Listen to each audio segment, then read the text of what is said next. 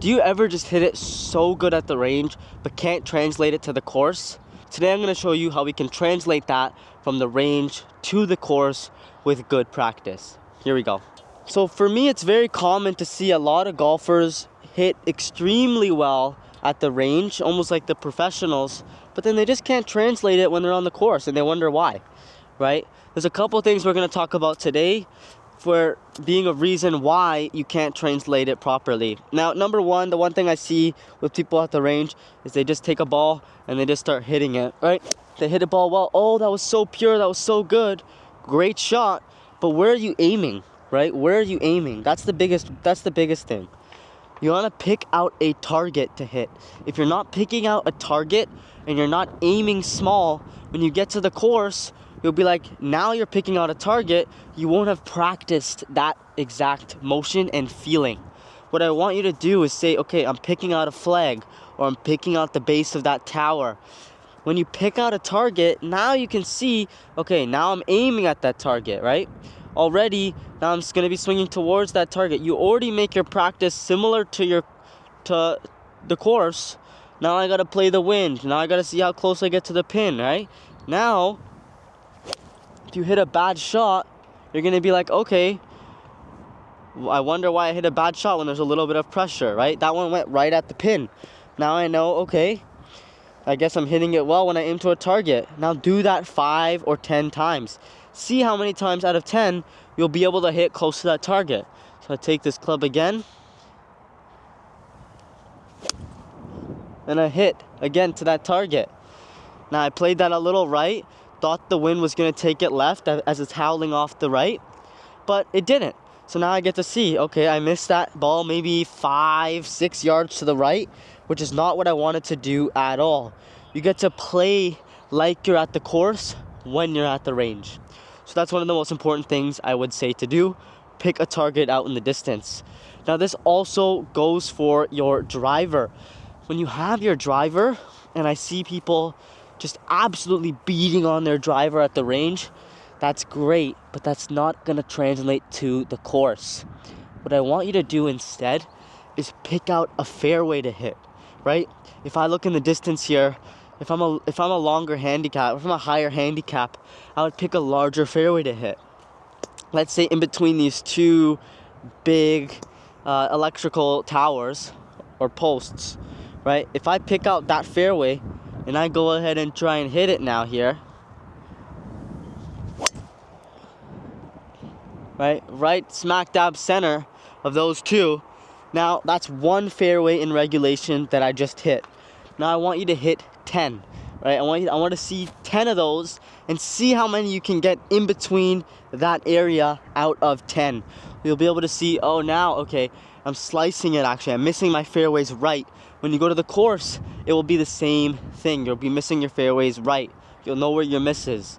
So let's say there's water now off the right. You can play a certain type of shot off the tee that limits your chance of getting those water balls and losing your strokes against the field or against your buddies, right? You pick a fairway out in the distance, it'll be a lot easier for you to hit on the course. So now, if you're still struggling with how you're playing, take a stick, take your alignment stick, take a club, place it at your target, right? Let's say my target is now, I'm a lower handicap, let's say, right? Let's say I'm a plus handicap.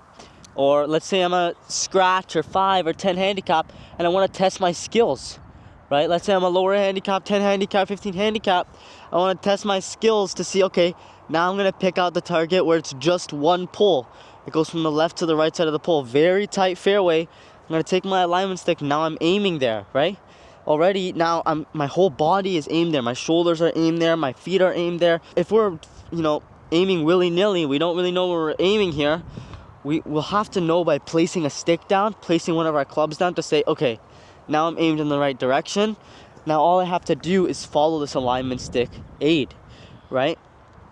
Now this is good, the good alignment stick. Go back, go through. I ended up just missing that fairway that I made a little bit to the left. So that would be for me one missed fairway. Very important to add that into your game, as it will increase that pressure that you need to build, right? Now the alignment stick will help a lot. Obviously you can't use it when you're on the course, but once you build that muscle memory, now you're able to say, okay, I want to aim over there. You can imagine an alignment stick, right? Now, okay, I'm aiming over there. Okay, now actually my body's actually aimed over there already. I wonder why. Because I used that alignment stick already, right? Now, the third tip I could give you to increase that pressure, that competitiveness on the range. So when you're out on the course, you're not gonna get stuck with pressure, nerves, whatever it might be. I see a lot of people when they're at the course. When they're at the course compared to the range, they get all tight, right? They're like swinging like this because they're scared, they're nervous, they have nerves, right? What I want you to do instead of that is to feel loose, feel relaxed, feel like it's normalized to be in that competitive environment. The only way to do that is to be competitive in your range sessions. So hopefully you have a buddy, and if you don't, you can use yourself. I want you to be competitive with yourself or a friend. So you have a friend, you have let's say both of them have a driver, you and your buddy. You pick that fairway out in the distance. You say, okay, we're gonna go ball for ball. Whoever doesn't hit the same amount of fairways, let's say the goal is 5 out of 10 fairways. Whoever misses that amount now has to do 20 push-ups. Or you can choose anything you want to be the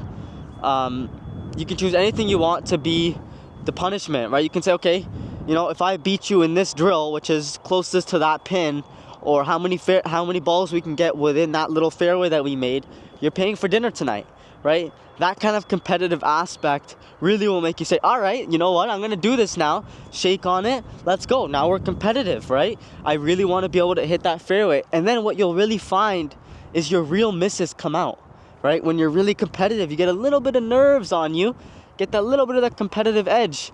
You'll find your real misses will come out, right? You're aiming at this thing. Now this is actually for money, right? You're playing for money. You're playing for that pride. This is competitive now. You're going to be like, okay, let me see what I can do. And then you end up, not hitting it as well as normal. And you're like, oh, I wonder what happened. Like, it's because you got that little bit of competitive edge.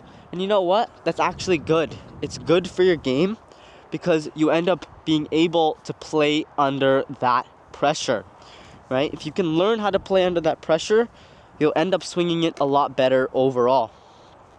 So, overall, to go over those tips again, number 1, pick a target in the distance, right? When you're practicing, I can't say this enough, pick a target out in the distance and play to that target. So you'll know where your misses are, you'll know how to control the ball with the wind. You're not just hitting balls and, you're not just hitting balls mindlessly at the range for fun. As we all know this is a fun game, but this is also a target game. You want to make sure you're hitting your balls to the right target. You'll know, okay, I'm aimed too far left, I'm aimed too far right. When you get to the course, and if you haven't actually properly aimed for a target, you won't be hitting your balls how you want to and at the pin properly. Number 2 would be take an alignment stick if you're still struggling, right? With your driver, I want you to pick out a fairway, right? A makeshift fairway in the range, right? If I have a big fairway here, I'll pick the tower on the right and the tower on the left. If I have a big fairway like that and I go ahead and hit my driver and I hit that fairway, that's 1 out of 10 or 1 out of 1, then 2 out of 2. See how many you can hit out of 10 and then go from there. It'll increase your confidence, and now you'll be able to say when you're at the course, you can actually translate that type of game to the course. Number 3 would be just be competitive, right? If you have a friend of yours, bet dinner on who can hit the amount of fairways possible, right? If you have a friend with you, make a bet, make a competitive little match, right? Let's say you pick the fairway on the left and the right, those 2 towers. You say, okay, let's go ball for ball out of 10 balls each, so 20 balls total. Who can hit who can hit the most amount of fairways in a row? If you don't hit that amount, you pay for dinner or you do 20 push-ups. Whatever the punishment is, you add that little bit of competitive edge, and I guarantee you'll be feeling a little bit nervous. You're playing for money, you're playing for stakes now. It'll end up bringing those real misses out, and you'll end up feeling what it's like to be competitive out on the course like you normally are, versus now you can bring that game to the range. So those are the 3 things I would recommend for you. If you guys like this type of content, drop a subscribe down below here if you're new. My new recent upload is going to be right here. And I'll see you guys in the next one.